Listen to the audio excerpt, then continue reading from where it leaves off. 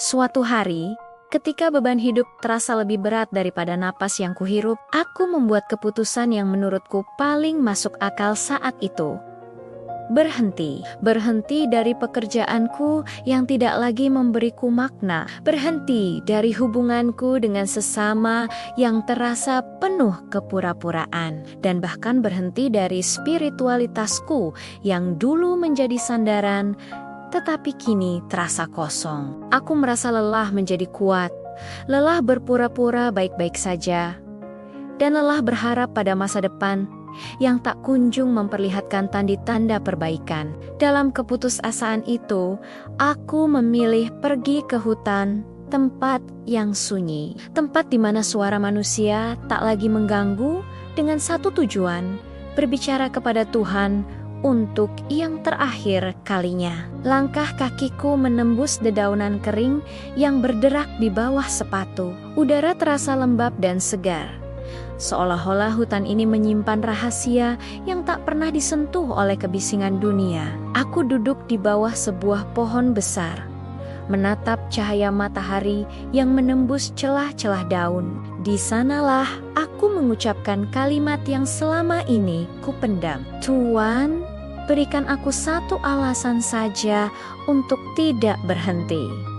Suaraku gemetar, bukan karena dingin, melainkan karena takut mendengar jawaban yang mungkin tak ingin kudengar. Dalam keheningan itu, seolah ada suara lembut yang menjawab di dalam hatiku. Lihatlah sekelilingmu.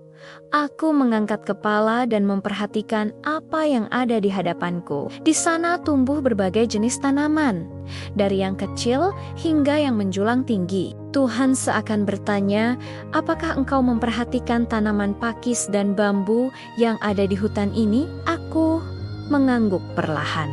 Keduanya tumbuh berdampingan, namun terlihat sangat berbeda. Pakis tampak subur, hijau, dan memenuhi tanah dengan cepat. Sementara bambu berdiri tegak, namun terlihat jarang dan tak mencolok. Lalu Tuhan berkata, ketika pertama kali aku menanam mereka, aku menanam dan merawat benih-benih mereka dengan seksama. Aku memberi mereka cahaya, aku memberi mereka air. Pakis-pakis itu tumbuh dengan sangat cepat. Warna hijaunya menawan dan menutupi tanah. Namun, tidak ada yang tampak terjadi pada benih bambu. Aku terdiam, mencoba memahami maksud dari cerita itu. Tuhan melanjutkan, tetapi aku tidak berhenti merawat benih bambu itu. Tahun kedua, pakis tumbuh lebih lebat, sementara bambu masih belum menunjukkan apapun. Tahun ketiga, tetap tidak ada tanda kehidupan dari bambu. Tahun keempat pun sama. Namun, aku tidak pernah menyerah.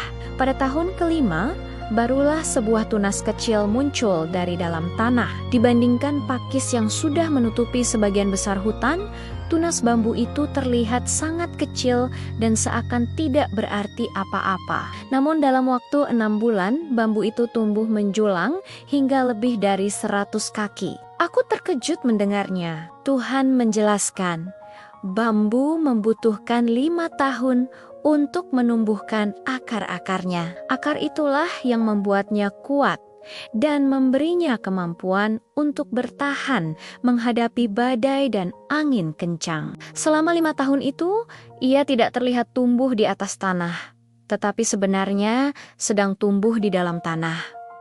Aku mulai mengerti, meski hatiku masih terasa berat. Tuhan berkata lagi, aku tidak akan memberikan siptangku tantangan yang tidak bisa mereka tangani.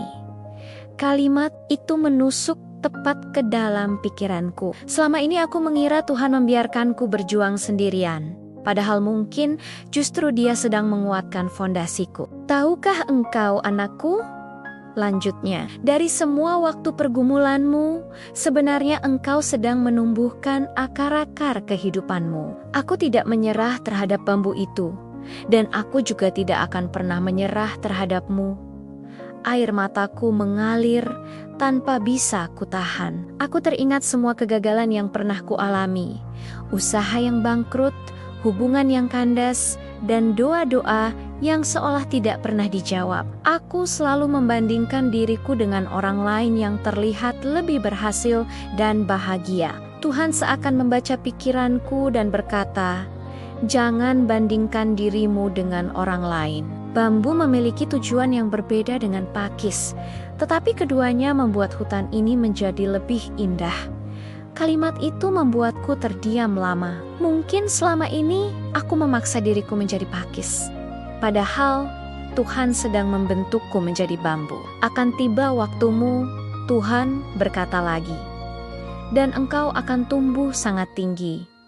Aku bertanya dengan suara lirih, seberapa tinggi aku harus bertumbuh, Tuhan? Tuhan balik bertanya, seberapa tinggi bambu dapat tumbuh? Aku menjawab, setinggi yang mereka mampu. Ya, jawabnya, muliakan aku dengan pertumbuhanmu, setinggi yang engkau dapat capai. Kalimat itu tidak menjanjikan hidup tanpa masalah, tetapi menjanjikan makna di balik setiap proses. Aku meninggalkan hutan itu dengan langkah yang berbeda dari saat aku datang. Beban di dadaku belum sepenuhnya hilang, tetapi kini ada harapan yang perlahan tumbuh. Aku sadar bahwa Tuhan tidak pernah menyerah terhadapku, dan Dia juga tidak akan pernah menyerah terhadap siapapun yang masih mau bertahan. Aku belajar bahwa hidup bukan tentang siapa yang paling cepat sampai, tetapi tentang siapa yang tetap berjalan meski jalannya lambat dan penuh luka. Sejak hari itu, aku memandang kesulitan dengan cara yang berbeda. Ketika pekerjaanku tidak berjalan sesuai rencana, aku mengingat bambu yang butuh waktu 5 tahun sebelum terlihat tumbuh.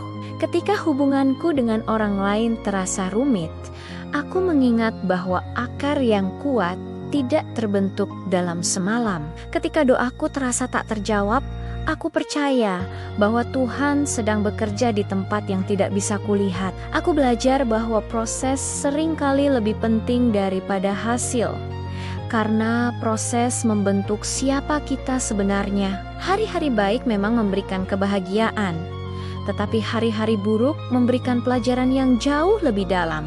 Dari kegagalan, aku belajar rendah hati. Dari penolakan, aku belajar sabar.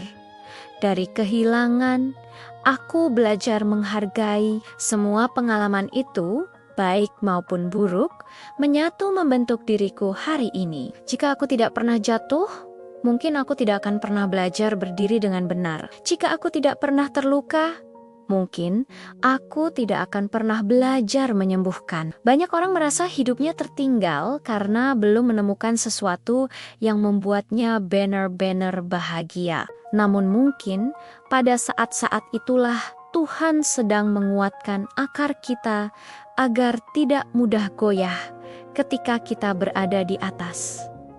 Tidak semua pertumbuhan terlihat dari luar. Ada pertumbuhan yang terjadi di dalam hati, di dalam pikiran, dan di dalam iman. Pertumbuhan itu tidak bisa diukur dengan angka, jabatan, atau pujian, tetapi bisa dirasakan ketika kita tetap bertahan meski ingin menyerah.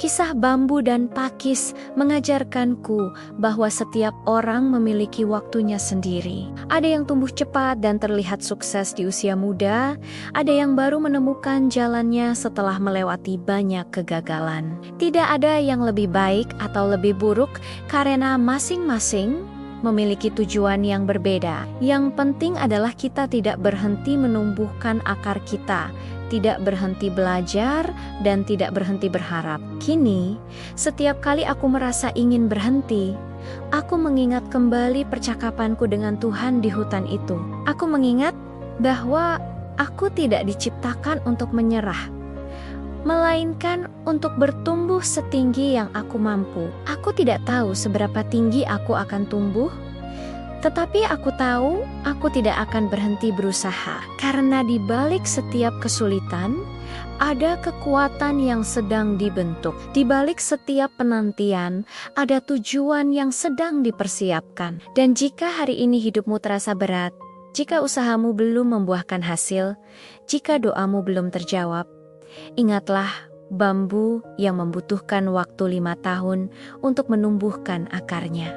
Ingatlah bahwa Tuhan tidak pernah menyerah terhadap ciptaannya. Jangan pernah menyesali hidup yang saat ini kamu jalani, sekalipun itu hanya untuk 1 hari. Hari-hari yang baik memberi kebahagiaan, hari-hari yang kurang baik memberi pengalaman, dan keduanya memberi arti bagi kehidupan ini. Jika kamu belum menemukan sesuatu yang membuatmu bahagia, mungkin Tuhan sedang menguatkan akar-akar hidupmu agar kamu tidak mudah goyah ketika akhirnya kamu berada di puncak pertumbuhanmu.